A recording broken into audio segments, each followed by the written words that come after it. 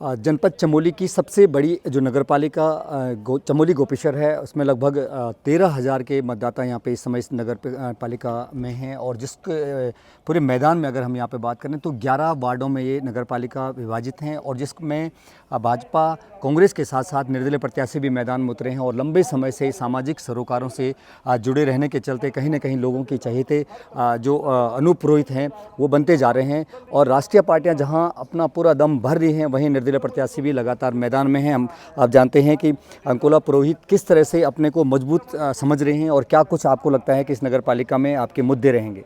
जी नमस्कार, जय श्री राम जी। निश्चित तौर पे ये चुनाव आम जनता का चुनाव है।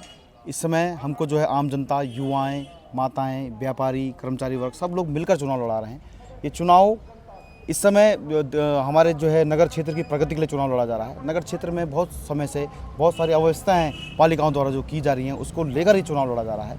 और मैं आज आपके चैनल के माध्यम से बताना चाहता हूं कि सभी राष्ट्रीय पार्टी को ये बताना चाहता हूं कि दुनिया की किसी भी टकसाल में वो मुद्रा अभी तक छपी नहीं जो हमारे नगर क्षेत्र के जनता का स्वाभिमान को खरीद सके।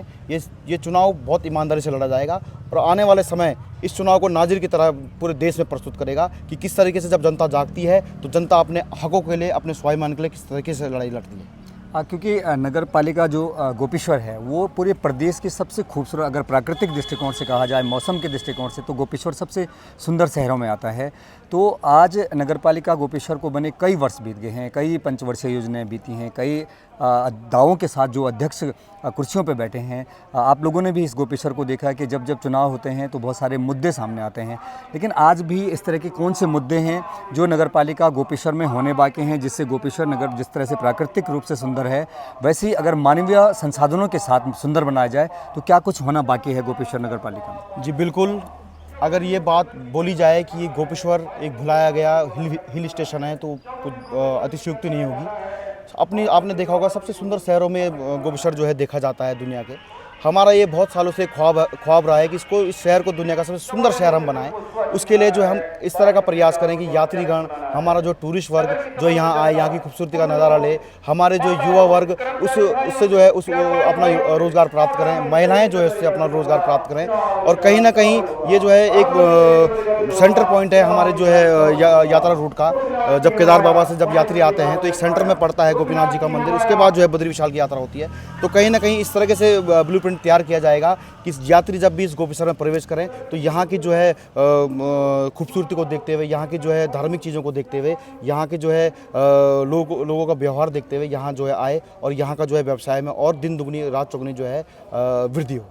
आपको क्या लगता है, क्योंकि शिक्षा का हब गोपेश्वर को माना जाता है, बीटेक कॉलेज, नर्सिंग कॉलेज के साथ साथ कई निजी जो स्कूल हैं वो यहाँ पे हैं, सरकारी संस्थान यहाँ पे हैं, जिला मुख्यालय का जो प्रशासनिक अमला उसका हेड यहाँ पे बैठता है, उसके बावजूद भी गोपेश्वर में विकास को लेकर कई चीज़ें जो अधूरी रह गई हैं, जिसमें लोगों को लगता है कि ये चीज़ें होने बाकी थी। लेकिन हर बार एक उम्मीद के साथ लोग वोट करते हैं, लेकिन वो जस के तस रहते। तो इस बार ऐसा क्या आपके मन में है गोपेश्वर नगर पालिका को लेकर कि आप ऐसा कुछ करेंगे कि जो पिछले कई वर्षों में नहीं हुआ है? जी बिल्कुल। यूथ को लेके हमने ये सोचा हुआ है कि जो है हम काउंसलिंग सेल का निर्माण कराएंगे, जिसमें जो है 12 के 10 के बाद बच्चे के दिमाग में ये भरा जाए कि अगर आपको इंजीनियर बनना है तो किस तरह की आपकी काउंसलिंग, इस तरह से काउंसलिंग की जाए कि आपको सब्जेक्ट कैसे लेना है, आपको पढ़ाई किस तरीके से करनी है। हमारा ये मकसद है काउंसलिंग सेल बच्चे के अंदर पहले ही भर दिया जाए कि आपको जो है आने वाले भविष्य में आपको जो मोटा है उस तरह के वहाँ जो है आप किस तरह से अग्रसर हों। काउंसलिंग सेलों का निर्माण किया जाएगा, ई क्लासेस का निर्माण किया जाएगा, ऐसे कम्युनिटी सेंटर का निर्माण किया जाएगा जहाँ बच्चा जो है खेल भी सके, पढ़ भी सके, और आगे जो है आने वाली जो परीक्षाएँ हैं, जो है उसके लिए जो है तैयारी भी कर सके। तो इसको लेके बहुत तरीके से जो है अभी हम ब्लूप्रिंट तैयार कर रहे हैं, बहुत सालों से हम इसमें प्रयास भी कर रहे हैं।